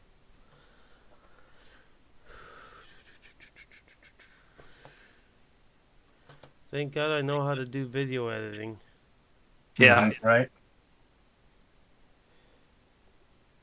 Oh, looks like we're good to go. It did that same thing it did last week. Okay. Nice. All right. Not that it can't be. So 3, 2, 1, resume. So yeah, you were going with the Pioneer Niv deck. Can you elaborate a little bit more on why you went with that choice? So, like I kind of alluded to earlier, it's a bigger mid-range deck like Sultai Delirium was. It goes over the top of the other ones like Rakdos mid-range. Mm-hmm. I have an affinity toward Niv Mizzet Reborn. I just think it's a really cool and fun card. To just to cast your 5-mana 6/6 dragon that draws 2 to 5 cards. And I also think it's just pretty well positioned right now because against spirits, they can't spell queller your Bring to Light. They can't spell queller your board wipes at exiles. It's good against Rakdos because it goes over the top of it. It's good against regular mono black aggro, but it is it's quite soft to vampires, Oh, unfortunately. interesting. Yeah, it is interesting. It is interesting yeah. and wildly unfortunate. Okay, so did you play this deck prior, like the previous iterations of this? Because I was curious on some of the recent additions that you get to pick up over this last year. Yeah, so I played it a little bit when the format was first a thing, and then I just kind of stopped playing it for a bit. And then once I heard about this tournament, I started really getting into more Pioneer again, looking into it. And I mostly played this deck, and then Bant Spirits was the other option I was on. Okay. But I figured that was too big of a part of the meta. I think people are going to be prepared for it. I was prepared for it in my sideboard with Niv, so I wanted to go something a little under the radar. Okay, that's fair. I'm looking at the recent list, and so obviously the Valky Bring to Light combination is insane. Yeah, it is crazy powerful. Beyond that, you got to pick up the Omnath. You are picking up Vanishing Verse. Looks like another solid piece of removal, right? Like Vanishing Verse is a huge pickup. Being a 2-mana exile is at instant speed, because before you had to rely on like either Dreadbore. I guess Abrupt Decay is there, but that only hits certain things. But because of Vanishing Verse, I got to beat the Lotus Field combo deck game 1 because he went to. You won a game, wow! I won game 1. Oh, you won game 1, not the match. No, because I didn't finish it. Okay. But yeah, I got to Vanishing versus Omniscience when he tried to start comboing, and he just couldn't. Nice. Okay. So you were well prepared for the Spirit stack, and that's like the #1 deck you're saying right now? Yep. Yeah, going into it, it was one of the most played decks. Along What with what are some of the other popular decks that are being played right now? Is It Phoenix is another huge one Okay. that a lot of people are playing. Just the format got toned down enough to where you could finally play Phoenix. It's just everything else was so powerful with all the combo decks, but now Treasure Cruise is still a powerful Magic card. So Iteration puts that a little bit above and beyond as well. Yeah, Mega Iteration, which that card is just unbelievable in every format it's legal in. Amazing that Treasure Cruise is allowed. I don't know. I know that it's like obviously it's not as powerful. Right, there's no fetches. Yeah, without fetches to fuel it, but it's just crazy. It's like, oh, this is usually just a draw 3 for pretty cheap, like 4 mana. Yeah. Treasure Cruise and Dig Through Time are legal in this format, and it's crazy. And they're not even like close to bannable. But obviously, you'll have your like mono red decks or your Gruul aggro decks or burn that will just show up because people like playing it. If they're not comfortable with the format, just play an aggressive deck. So like all the combo decks are pretty much gone, but I think people are still playing an updated version of the Hidden Strings Lotus, right? Yep, people are still playing that. They combo off. I mean, still with Lotus Field, but they're casting Omniscience and then just using Fae of Wishes primarily as their win con to get a bunch of different things out of their sideboard. Whatever's relevant, like normal. Yeah, their main one is Approach of the Second Sun, and then they'll cast it, draw a bunch of cards, cast it again. I love that, I'll be honest. It's like, really sweet. For the longest time, I thought that card was such a meme. It's like, oh, I can just cast this, wait a couple turns, oh, I cast it again. I guess I'm going to win the game. Right. I guess if you were to make any changes to the deck, if you were to replay it, what would you do? Were there any like main board or sideboard changes you would go about with? So I was pretty comfortable with the main deck. Nothing. The only thing that kind of felt loose was the Oath of Kaya. It didn't maybe because I didn't play against a ton of aggressive decks, but it just didn't seem to matter that much. Because you can't get it off of Bring to Light, so it's just kind of there. It feels like. Yeah, it's just there for something for you to draw, like a get as a random one off of the Niv.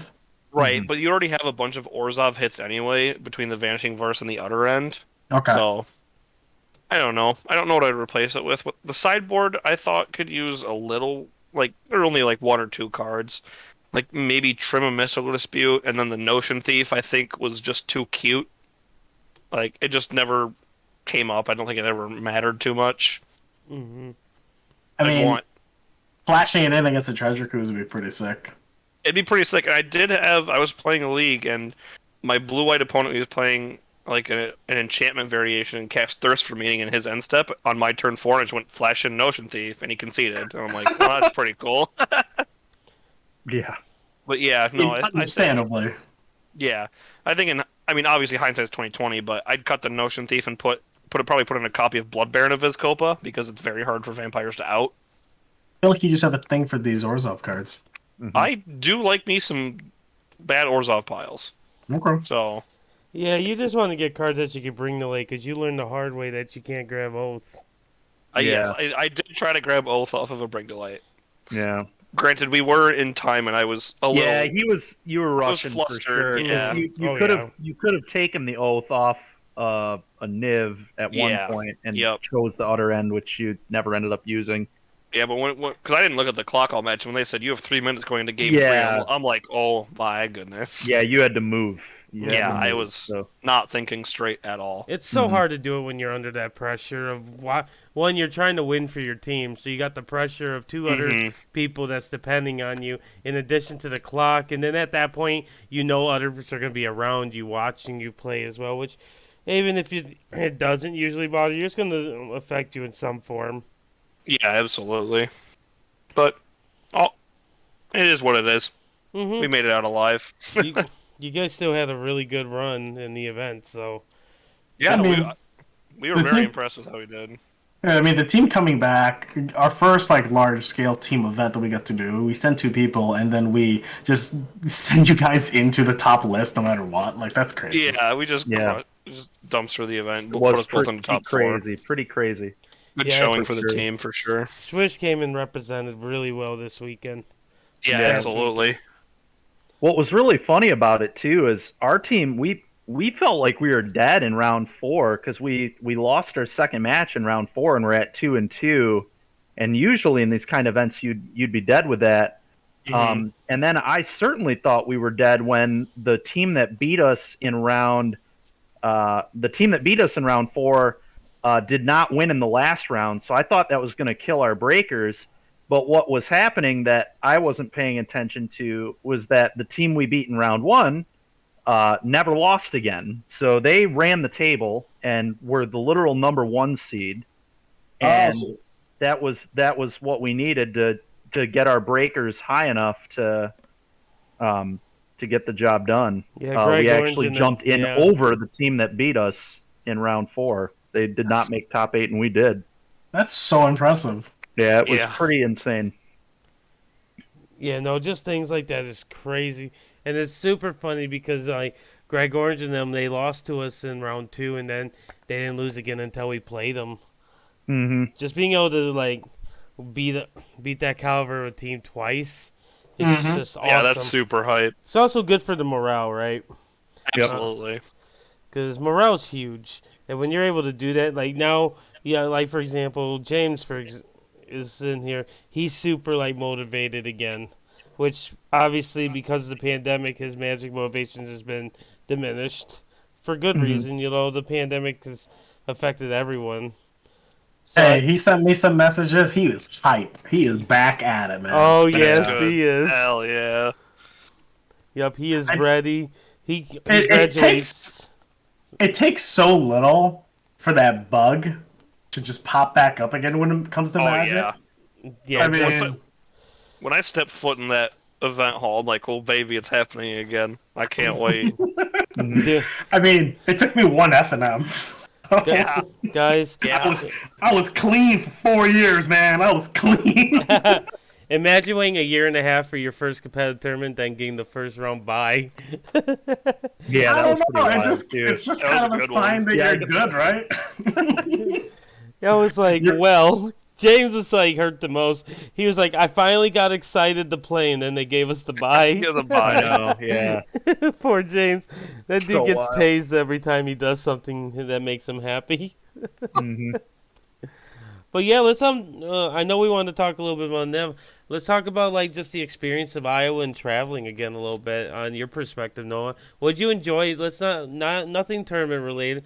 What brought some joy back to you for doing these trips again?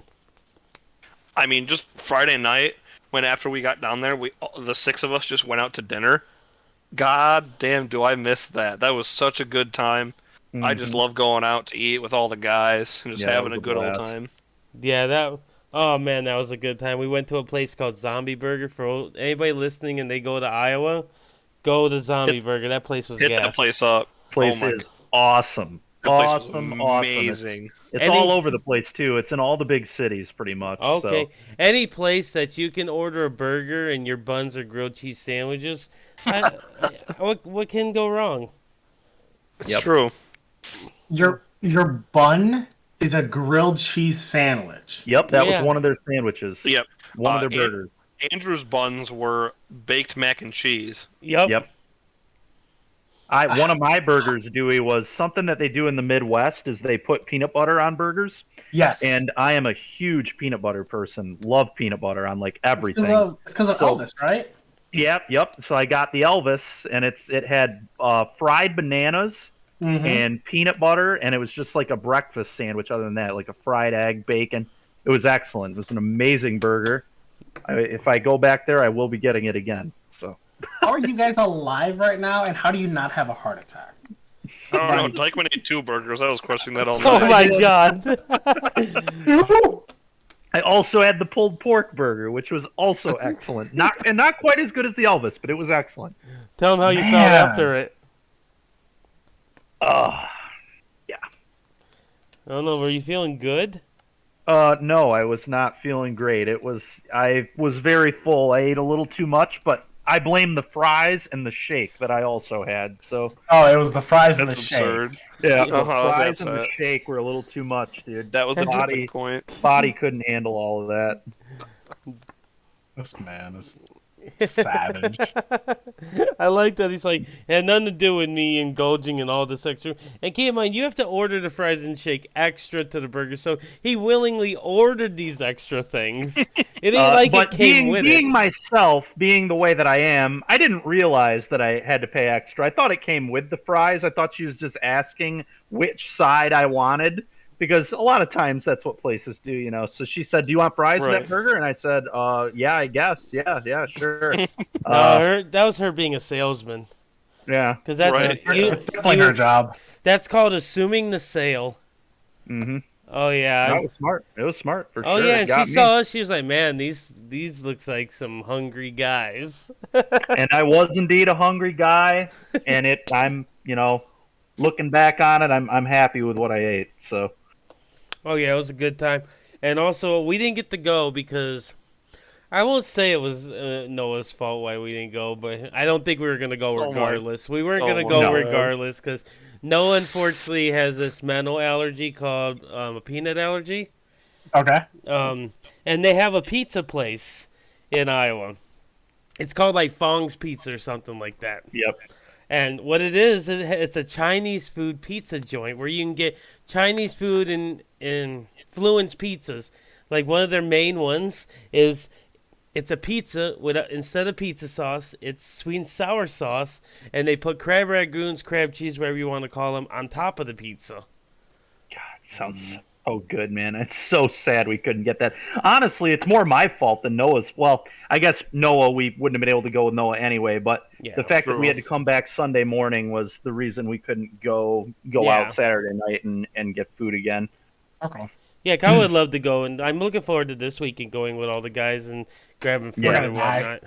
Some more Mario Golf, dude. More Mario Golf. Mario Golf's going to be hype. Oh, yeah. You guys are getting crushed. I'm getting at least 5 under. I don't 5 know, under, dude. dude. I already bought the game. We're practicing. We don't need leagues anymore. Yeah, we don't need leagues. We're going to do some Mario Golf reps. I just have to make sure I beat Steven at Mario Golf. Oh, dude. We're going to have bragging rights for at least another week. Absolutely. But no, I'm really looking forward to doing more events. Let's touch the event coming up this weekend a little bit. We're going to be going down to, I believe it's Lafayette, Indiana for a Team Modern Unified. Noah, who are you teaming with? I'm with Jay and James this weekend. I'm pretty excited. Jay and who? James. Or not James. Jeff. Jeff, oh, right? boy. Yep. Yeah, Jeff. Yep, I know. I figured you missed some, but we were talking about James a little bit earlier, so it's easy to do. Yeah. Okay, that's awesome. Do you guys have an idea what you want to be playing this weekend, or are you guys still up in the air? I think I am the only one who's sure what they're playing. I think Jeff wants to be on some kind of Orzhov Stoneblade-ish deck, and I don't think Jay has really any idea what he's playing quite yet. But I'm just gonna be an Amulet Titan. I'm gonna be the Saga deck. Nothing super crazy, just your normal, pretty stock Titan. Yep. The Good deck call. is powerful. There's no need to reinvent the wheel, right? If Nope. you're able, if they're gonna let you have access to the Saga deck, play the best Saga deck you possibly can play, and I think that is definitely one of them. Honestly, I think if I was gonna play a Saga deck, it'd be between two Saga decks right now. Yep, that would be I would say the exact same thing. I think if you're either playing Amulet or Hammer, or you're Hammer, yeah. Yep, I that definitely is have more also my experience. opinion. Yeah, I definitely have more experience with the big mana strategies, obviously. So yeah, no, I have played Amulet before Urza Saga, like quite. It was like my other deck that I had besides Tron. right. Mm-hmm. No, if you know the deck, then you should definitely play. If you're used to the big mana decks, then play the big mana decks. Play what's going to be to your skill set, right? 'Cause I know Absolutely, that's what Modern's all about. The lines in Amulet are like the best. Yeah, you feel so smart sometimes. You feel like you have the biggest brain in the world. Yeah. I've never played Amulet. I honestly don't know what's going on because I don't ever play the deck, but like I've never goldfished the deck. I've never done any of that. Like really. Mhm. So The other reason I think I like playing Amulet is that a lot of times my opponents don't know the lines that I can do. So then I get to go, okay, you didn't see the fact that I can go get another Titan, give them both haste, and just, kill just you. jam and kill you. Yeah. Mm-hmm. I'd be like, it's all good. I got this settled, the wreckage. It's fine. It's fine, guys. Let's not think of the little things in life. Oh. Now, Steven, who are you teaming with? I am teaming with Connor Mullally and Allie Warfield. Traitor. Traitor. Traitor, you guys had a new teammate within an hour of me saying I couldn't, and then I was like, oh, I can, and you're like, oh, we have a teammate. I'm like, all right, whatever. It was This Cap. thing's wrong. Unfortunately, You say Connor, no, we move on. yeah, I understand. And at least we didn't go and outsource and like, oh, we're gonna choose a non-Swish player. I was like, wow. You either are with Swish or you don't play at all. I would have never found a team without Swish guys on it. I would have sat there and I would have even gone and just cheered you guys on. That is just, you're right. That is a very You're right. Yep, I would have been cheering you guys on, not playing because I know that I am team first. Mm-hmm. I'm not a traitor. You Judas. I don't believe him. I also Yeah, don't believe him either. We'll let him believe. Yeah. We'll let him believe what he wants. But you don't have to tell us your decks. Well, you don't have to tell us your decks, Steven, by any means. You can tell us your deck if you would like to or not. But do you guys have an idea what you're leaning towards right now? Yeah, so we're pretty sure our three are going to be Amulet as well. Connor is very likely going to play Amulet. He is an excellent combo kind of player. He really, really understands those decks really well, so it makes sense to give him just some busted nonsense deck that he can do a lot of sweet stuff with. Mm-hmm. I'm pretty confident he'll do well with that deck. And then the other two decks we're playing, we're not sure who's piloting what yet. We're going to play Black-Red again. I think Black-Red is just super good. I feel like almost every team this weekend will be, or at least should be, playing Dragon Rage Channeler and Ragavan in some capacity. Those cards are just too good to not play, in my opinion. Super strong and just really, really busted cards, honestly, and they're just excellent.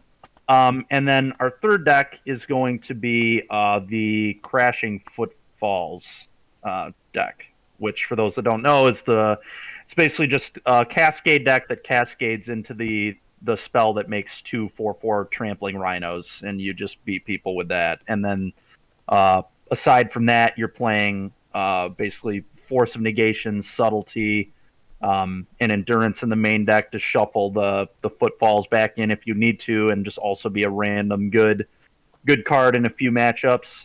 And that's, I mean, honestly, that's the deck. That's what the deck does. It just puts rhinos into play and it kills people. I mean, it's very simple. Yeah. So yeah, those are the three that we're playing.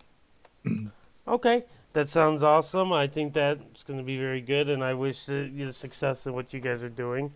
Thank you. Knowing them, I hope you guys do well too. I didn't say it. I don't want you to think like, Yeah. good luck, Thanks. Steven. Noah, scrub out.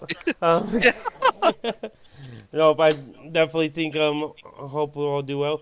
I know with us, because it's going to be Dewey, myself, and Andrew, as we mentioned.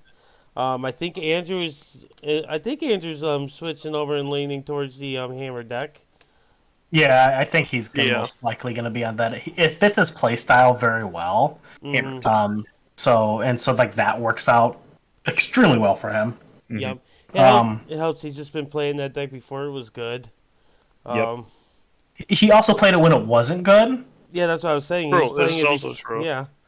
No, like after things go bad, he doesn't care either. Like when it was bad, he'll play it. When it's good, he'll play it. And then when it gets awful again, and he shouldn't be playing the deck, he still just plays it. Like I don't Yep. understand that, man. That's dedication. Mm-hmm. Sometimes you gotta be dedicated to a deck, man. Like, Yeah, I do still play War. yeah, I've seen you. I was gonna say, I've seen you play bad decks. Like, Yeah. let's not throw in. And then, what are you looking like you're gonna be playing? I'm gonna be playing Amulet Okay, for sure. You're gonna be playing. Go ahead. Yeah, I'm playing just a different version of it due to not having access to the Urza sagas. So I'm playing the version that was popular about 3 months ago or so. It's a variation on that when they were using. Karn? It's still this. Yeah, the what is it? They were half of them were on Karn, half of them weren't, and then they were using the land that can pay 7 mana to go find something in the top 6 or 7 and put it into play. Oh, you talk about the green Trumbuck list or something Yeah. like that. Yeah, that Burn one. Timber. Yeah. Turn Timber. Yep. So they're playing that, and that's just to help them get a little bit more reach in Yeah, their choices. So I heard Kinda that. neat.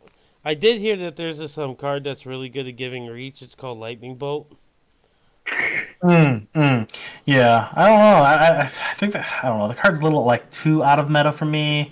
So I don't think it's worth it, man. I'm just No, I do I think don't- that I do think the deck is going to be very good still. What's also going to be awesome while we talk about that before I jump into what I'm going to play is your opponents after game one are probably still going to board into like Alpine Moons and stuff. Yes, Oh yeah, definitely. that's the best part. Like they're gonna be boarding as though I'm on the Urza Saga plan, even if they don't see it. So it might be to my advantage. So Yeah. Yes, that's what I was thinking. Wow. The more and more we've been conversing between me, you, and Andrew about our deck lists and stuff. Unless your opponents see that Andrew is playing Saga, and are smart enough to communicate it, but not everyone will be good enough teammates to communicate that information. I don't think. Right. Exactly. I am gonna laugh if someone calls Judge on me and goes, his teammate is playing Urza Saga. If he's playing Titan, he has Urza Saga. I need a deck check right now. I could see that happening. Oh yeah, definitely. Somebody's gonna be thinking like they're gonna go to their opponent, their partners, and be like, "I think we got a free win," and they're gonna be sadly mistaken. Sadly mistaken.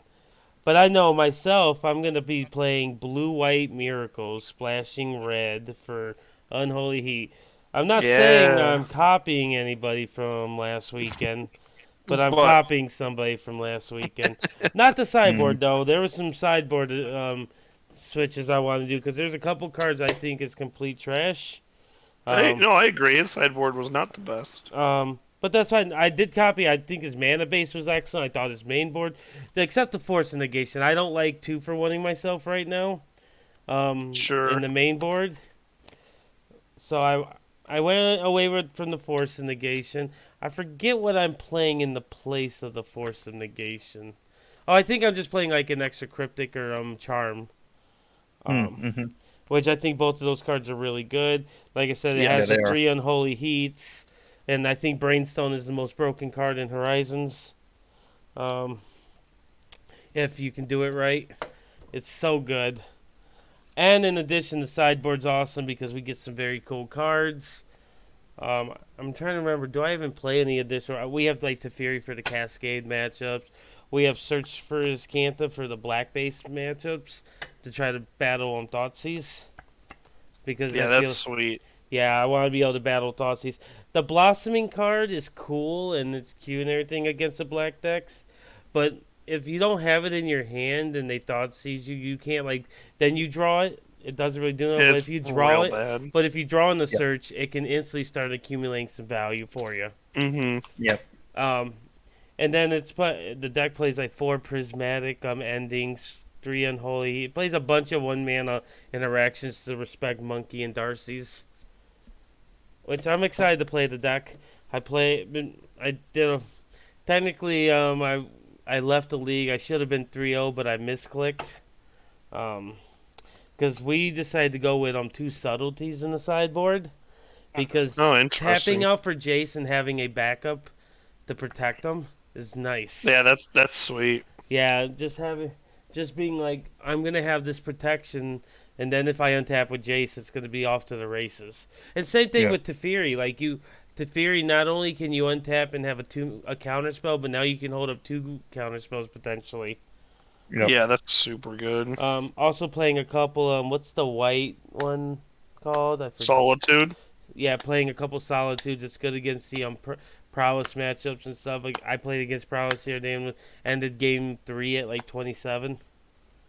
Wow. Oh my gosh. Yeah, That's so absurd. yeah, so I like the idea of that. The Solitude was Andrew's idea, and I've actually at first didn't know how I felt about it. It's also sick against Death Shadow. Mhm. Yeah, it is ridiculous against Shadow. Yeah, And those are starting to pick up in popularity again. So I'm very excited for the event. I'm excited for the decks. I'm pretty fast at playing Control because I play tested with not Andrew but Ray a lot.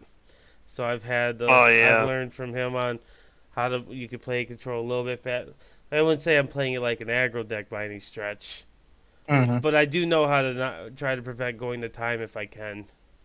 Obviously, sometimes you don't have a choice, but Right. that's how it I be think that's like sometimes. the biggest downfall for a lot of people that just pick up Control and don't know what they're doing. Mhm. They end up eating so much of their clock. You can see that even more so on MTGO. Oh yeah, MTGO. My biggest issue is because I'm not an expert at manning the controls. Like Dewey, for example, you're way better at manning controls on Moto than I am, and you could play Control a little bit better on there. But I don't really look at the win-losses when I'm playing Control on Moto. I think about the actual gameplay. That's what I'm practicing on there. Because I'm probably going to lose some matches to the clock on there. That's just the gist. Because the problem is I can't F6 a lot because I play an interactive deck. Right. Sure, yeah. That's problematic for me as well. But it's fine, like I said, as long as my gameplay is good. Oh, I'm also playing a couple Ashioks and a couple Rest in Peace. Those seem pretty good. I don't have to beat Murktide if I prevent them from casting it. Yep. And Darcy is not as scary when it's a 1/1. True. Yep. But at the end of the day, I'm excited to play this deck. Before we jump to the end of the interview and ask this final question for this week, Steven, do you want to chime in and talk about anything else while we have Noah on? No, I don't think so. I think we've covered mostly everything. Thank you, Noah, for being on today. Yeah, absolutely. Thank you for having me. It was a great time. What about Mr. Dewey? No, I really appreciate him being on as well. It's great to catch up with him on all of this. Yeah, it's nice. Yeah. I hope you're ready to lose in Mario Golf this weekend. I guess that's the last thing I gotta say. Bold statement. I'm going to practice right after this. I just want everybody to know. I've never played this. I've never played this game. I'm going to destroy you. I believe you. Well, it's also a drinking game, so it's going to be even better. By the way, the drinking game, I'm picking the alcohol that everybody has to drink. Oh God. There's a very smooth top shelf alcohol called Everclear. No, I can bring my half a fifth of Crystal Skull. Ooh.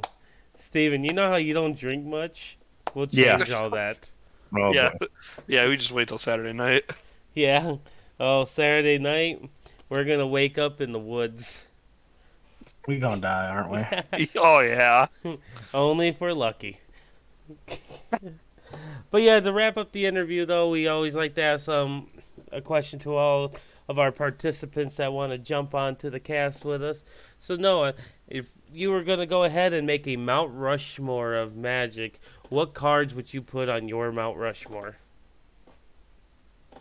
Personally? Yep, just personally. Okay. So, easy one. Karn Liberated's face. Too iconic. Too stupid looking. Also, Very I love nice. Tron. Perfect. Second one. The Karn Liberated's face from the new artwork from Devil Masters. Oh Just my as God. stupid. Even worse. Then I'd have to say probably Uro's face, just for how much I've cast that card and how much I've hated Magic to that card.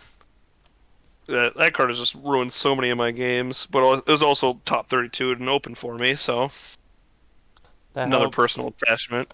Mm-hmm. And then the fourth face, I don't know. Probably, honestly, Elite Arcanist, which is a bulk rare from M14, but it was one of my favorite rares as a kid. So Nice. No idea what that does. Yeah, what's that do? It is an Isochron Scepter on a 4-mana 1/1, but it can do any instant or sorcery, not just restricted to 2 mana or less. Oh, that's Ooh, pretty that's neat. hot. That's So hot. 14-year-old Noah was putting Silence and Render Silent under it, and making That's sweet. sure no one could cast spells ever. That's really nice. It was a good time. That sounds awesome. Yeah, I'm That's- not mad about that in any way. That's my kind of No. magic. Like, I'm just here to make everybody miserable. Absolutely. Like, anybody else that ain't doing that is playing Magic wrong. Like, that's just how it be, man. That's just how it be. Just how it is. But yeah, no, we do want to thank you for coming on. We appreciate getting all of our fellow Swish members on here. And we'll definitely have to revisit this once we're doing the grind full time, like after Star City gets back up and going. And we'll have to Yep. check in, see how the grind's going for you compared to us. Obviously, we'll know, but Yeah, this is more or absolutely. less for the listeners more than anybody. Well, maybe we'll get you on for a hot chip challenge eventually. Deal. I'm in. Like Deal, he says. All right, nice. I'll do anything like that. Let's go. Yeah. Oh, and we'll also have to Okay, do. he can do it with me. Oh, let's do this. Absolutely. We also need to figure out when are we going to do the Swish Gaming miniature golf outing. When are Oh we my doing gosh, this? that has to happen. Like, when are we doing this? Dewey has not been keeping up on the current events about our interest in doing a miniature golf outing. Mm-hmm. I feel like this is my first time. Any interest you guys might have outside of Magic? That's the selfishness you get from moving to Detroit area and not being here. We talk about it weekly at Ucello's. Weekly at Ucello's or at Magic when I'm not there. Absolutely. It's like we never talk anymore, Dewey. Just every night.